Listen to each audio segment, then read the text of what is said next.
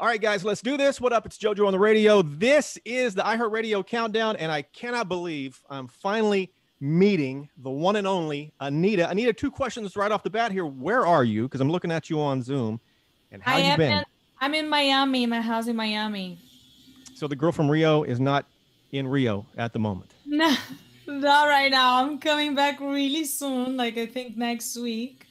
But right now, I'm in Miami. And you must be just living just the best life right now with Girl from Rio being so massive. It's got to be the most exciting time in your life. Am I crazy, or am I accurate there? It's doing really well. I'm very happy. I'm very excited. I think it's a lot to do yet. So I'm in this moment that I'm like I still having like a lot of anxiety for what's about to come and for next steps, what I still need to work on. But yes, I'm very glad that the song is going so well and like places. A lot of people, they always call me, say, "Oh my God, I'm listening to the song on the radio," and I'm like, "Oh, great!" We got so much to chat about. How has your pandemic experience been? We've all lived through this crazy, bizarre time, and some of us are a little more, getting through it better than others, I guess. How has your pandemic experience been in Rio, among other places?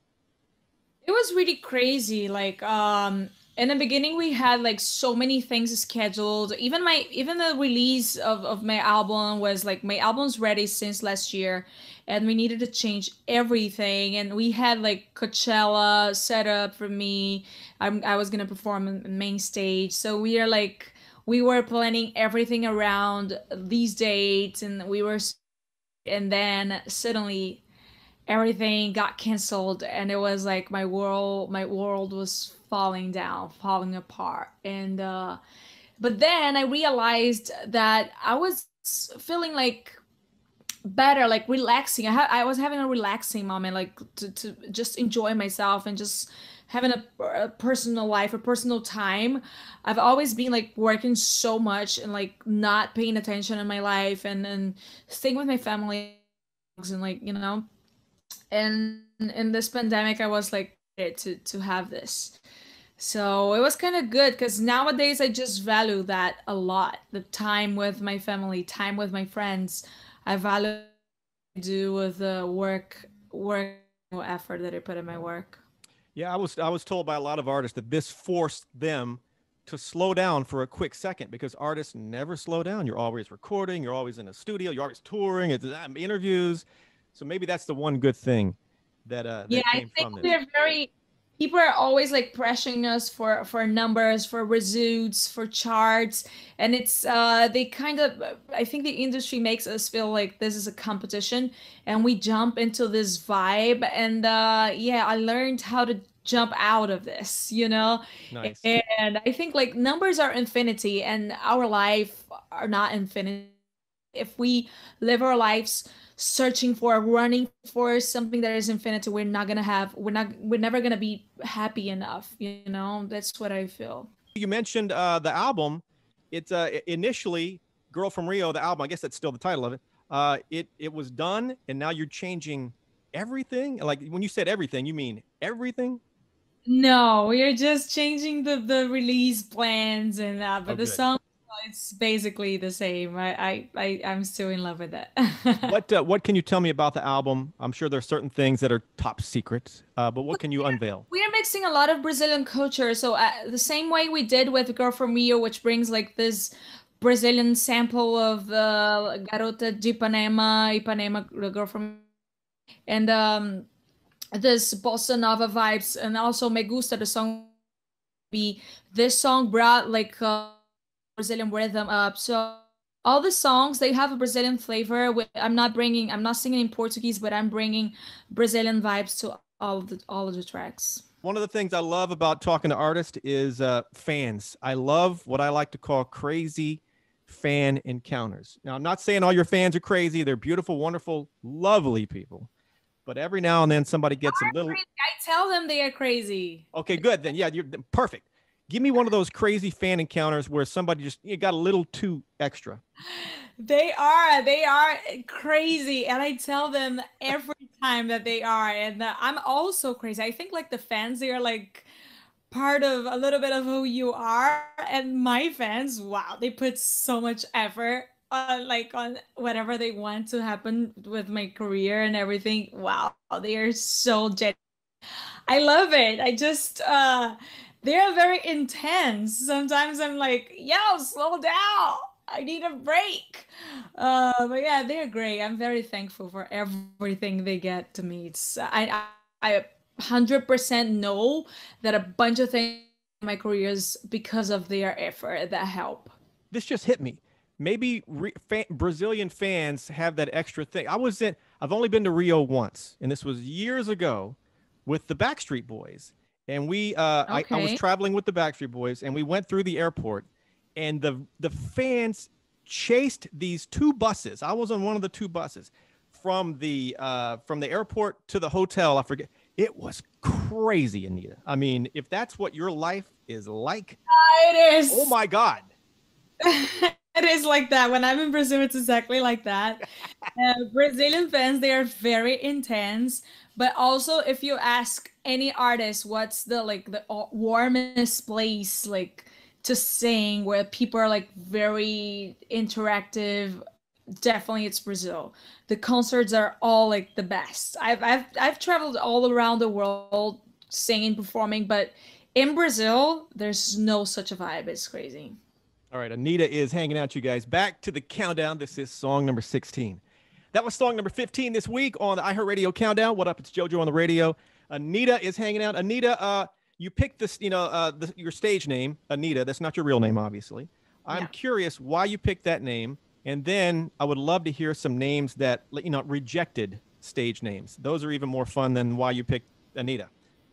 So, I didn't have other options of names. It was just Anita. My real name is Larissa, and I just didn't think this name was as like my name, but I don't think it's because there are a lot of Larissas in Brazil, but Anita, there was none. It was just me. There was only one Anita, which is the one that I got from, which was this character from a series in Brazil that she was very like have you ever seen this movie like the Lolita? Like Yes. yeah, so it's kind of like that. She was a very mysterious girl. Everybody was interested about her, and she used to say that she didn't like to be only one woman. She liked to change and every day be a different girl. Today I want to be sexy, tomorrow I want to be smart, the other day I want to be shy. And I loved that. Like to wake up every day and decide to be a different woman. I love that. And then that's why I chose Anita. And yeah, that was the first name that came through my mind. That's so great. A lot of bands I talk to, they have like a list of here's potential names, and there's always a few names like, why was I even thinking that? That was terrible. I guess you good for you. All right, Anitta is hanging out. Back to the countdown. This is song number 14. Thank you guys for hanging out. What up? It's JoJo on the radio. This is the iHeartRadio countdown. Anita is hanging out. Anita, do we have I'm sure you miss live shows with fans. I mean, of course you would miss that. Do we have tour dates to announce, or have you announced tour dates? What have I missed? What are we doing? What are we talking about with tours? No, we are not because I was very tired of setting up and canceling because of the pandemic. So every time we were like, okay, things are gonna be back next year, set up everything, and then no, not yet, cancel again. And then I was like, okay, everyone, let's just wait for everything to come back. Then when it comes back, we start setting. So tired of changing plans every time. So now I just don't know. Whenever things really come back, I'm gonna do it. Let me throw one true or false at you, Anita. You love to eat white corn, but for some reason, according to this urban legend, we'll call it that, you leave half the cob uneaten. I don't know if that's a thing you do on purpose or if that's just sort of a random accident, or if there's any truth to that, explain, please. I'm obsessed with corn. I don't know if I leave that. It's because I like when the young or the new parts, the young pieces. Ooh. So yeah, maybe I don't know. And you know that in Brazil the corn is different from here. Here the corn is sweet. In Ooh. Brazil, corn is salty. Do you put butter and salt and all kinds of any kind of spice on it? But I feel like here in America, I feel like the corn is sweet. It's sweeter in the U.S. or sweeter in Brazil? here in the US. I wouldn't know that. I've never tried corn from Rio, so I wouldn't know how to compare it. It's not here. I think here's it's sweet. No? Huh. Once again, I can't speak on corn from Brazil, but I love putting butter and salt on my corn. I eat the whole corn cob. I don't Yeah, know if there's any truth to corn that. is sweet. I think corn is sweet. One Here of in the these days, yeah, next time you come into the studio, or first time I see you, maybe I'll bring some corn in. We'll try some corn.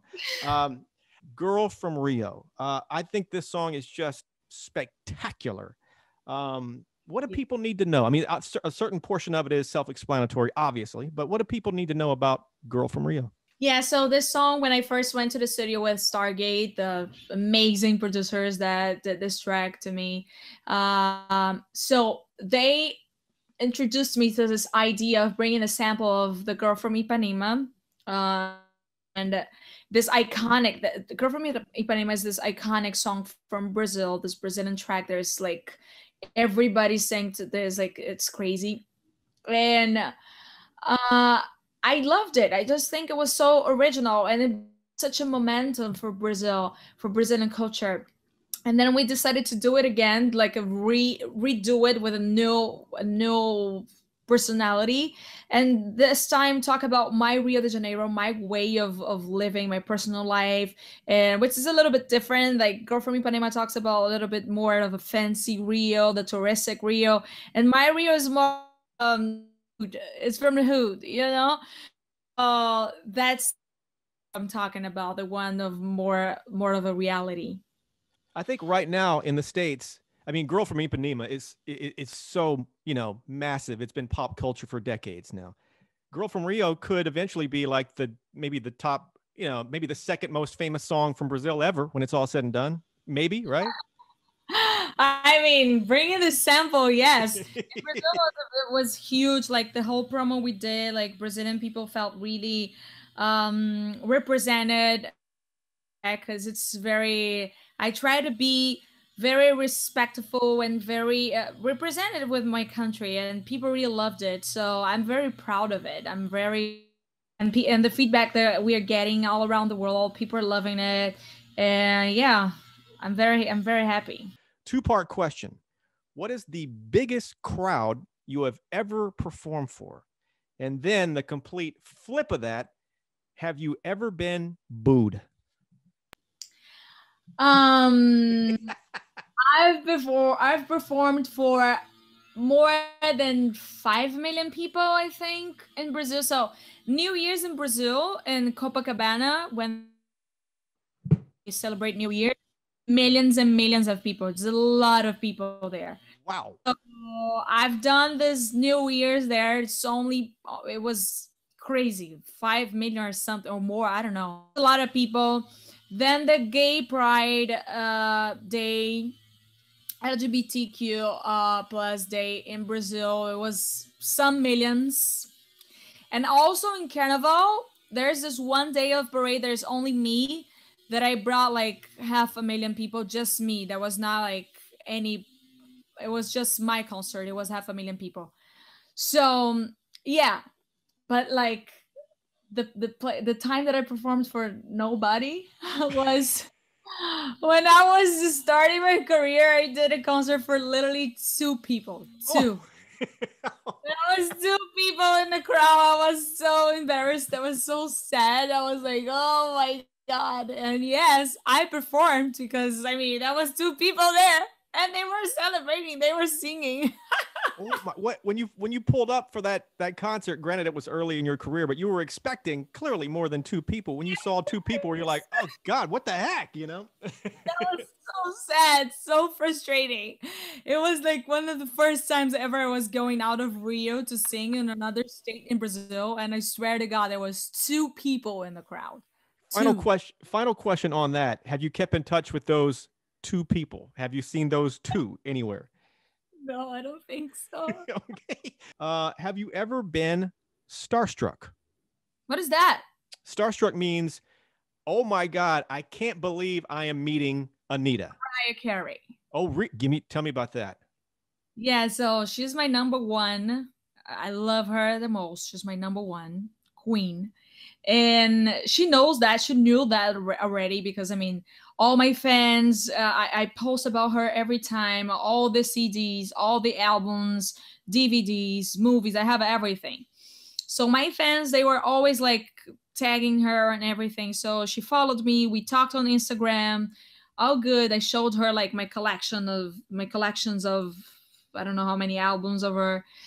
And then I was shopping in Aspen and vacations close to Christmas, and she got into the store suddenly. Yes, by accident. And I was like, oh my God, I cannot believe this is happening. This is not true. This is not true. And then she recognized me and she was like, oh my God, Anita, I love you, you're the best. And I was like, oh my God, no, this is not happening. I almost died. That was crazy. I started crying. It was insane. And nowadays she calls me, sometimes she FaceTimes me, and I'm like, oh God, I can't get used to that. What the heck? You get like a random ring, FaceTime from Mariah. What? Yes. And I just go crazy. I die. I'm still not used to it. Oh I my tell God. her, and I'm like, I'm not used to this. You gotta give life. me what a life you have, Anitta. What a life. Anitta, you don't know this about me. We've just met, but I am obsessed with the paranormal, ghost, UFOs, all that stuff, everything in between. I've got a podcast called Paranormalish. That's a plug there. You told me before we started this countdown that you have had a paranormal encounter. I need to hear about it. I have a lot of premonitions. Maybe I can call like that in my dreams. Really? So sometimes I dream about the whole next day that I'm gonna have. So sometimes if something bad is gonna happen, I just can't. I dream with the whole entire day, thing by thing, like a movie, and then everything starts to happen exactly like in the dream. That's one thing. Sometimes some parents of mine, they are already dead, they communicate with me on my dreams. So they come to me and they tell me some things are gonna happen, or for me to check on something that I didn't check, or to find something that I'm looking for. They just tell me, but I've never seen awake, but I see everything in talk to me. They really tell me things are happening, and if somebody's gonna die, if somebody's gonna get pregnant, or if anything, they just tell me. It's crazy. Let me ask you, when you dream about your day and it's like a movie, if something bad is happening in the dream, do you have the ability to avoid it or change the Yes. bad? Yes. So there was this time that I was communicated. I had in this warning in a warning in a dream that a bad thing was gonna happen if I took too long to leave the city that I was in that moment. And it really, when I started to realize that the dream was happening, the exactly same dream, I was like, oh, we need to leave this place right now. And we laughed, and it was great, because if we took a little bit longer to leave, we were not gonna make it, because it came like a very bad weather, and we wouldn't be able to get the plane, or if we were in the plane already, that would be kind of a trouble flight. I don't know. Yikes. All right, final question I ask about this. Since you dream about everything prior to the day happening, was this moment, you talking to me on this countdown, was this a part of last night's dream, or does it get that detailed? No, but a lot of things of my career I say, and since I was a kid, my mom tells me that I used to walk. Like sometimes she passed through some TVs, Brazilian televisions, like the place there they record the things, and I used to tell her, like very young, like 9 years old, oh, I'm gonna work here. Oh, I'm gonna be there. Oh, I'm gonna do this and that. I'm gonna live in that place. And my mom was like, we were very poor.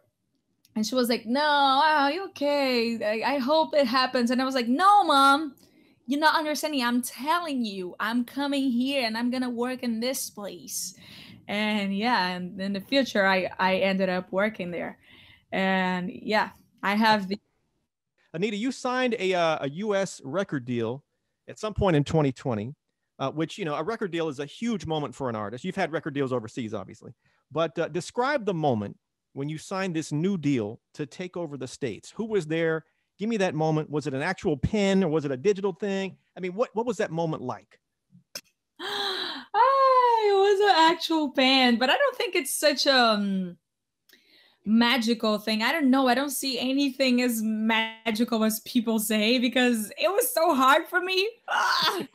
Like I'm Brazilian, you know, everybody's like, "Oh no, but that's great because now Latin music is popping," and I'm like, "I know Latin music is popping, but it's Latin music."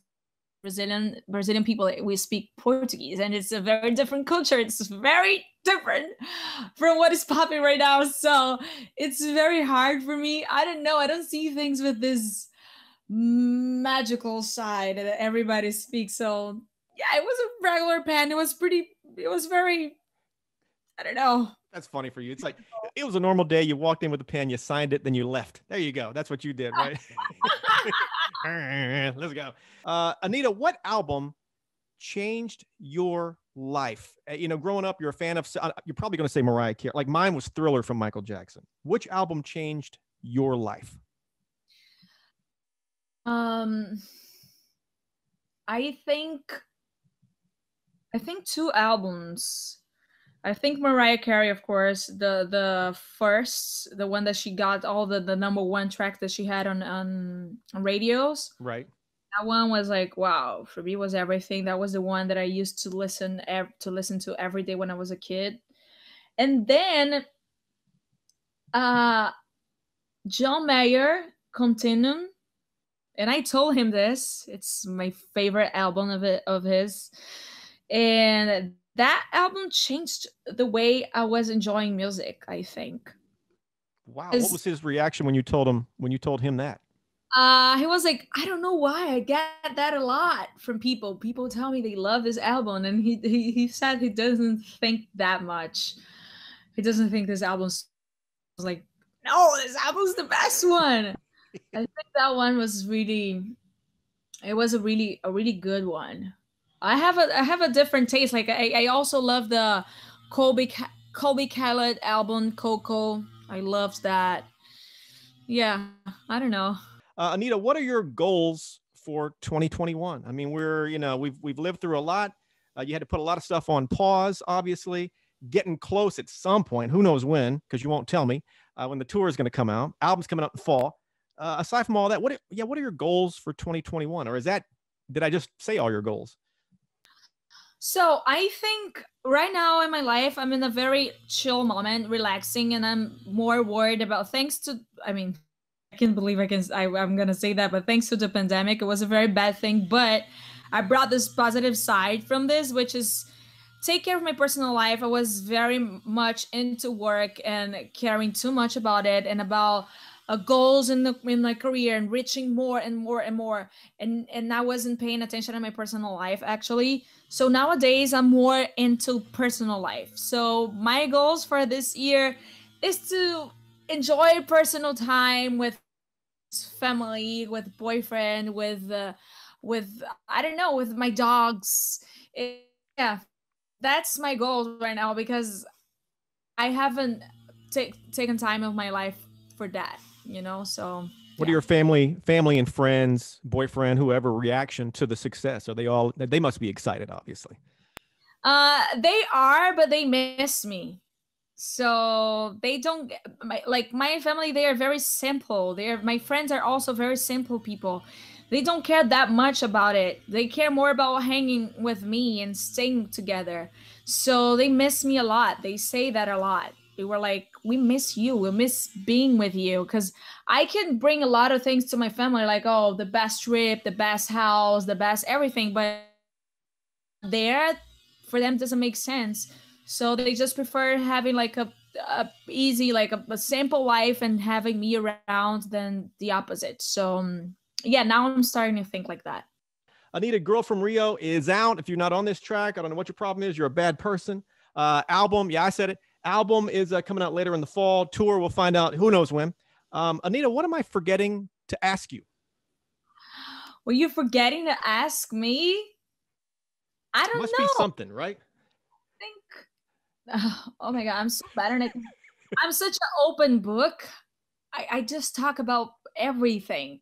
I don't know if it's you forgetting something. Well, one of these days, I want to get you on my podcast, Paranormalish, and go through all of your paranormal Okay, encounters. let's go. Because I remembered another situation actually. Oh man, well, tell you what, let's save that for the podcast. Yes. Anitta, So, it's so many experience. We can really go through it. let's book it. I'm talking to managers. Let's book it. All right, Anitta, thank you for your time. It's a pleasure meeting you. Can't wait to see you in person. Thank you. I loved it.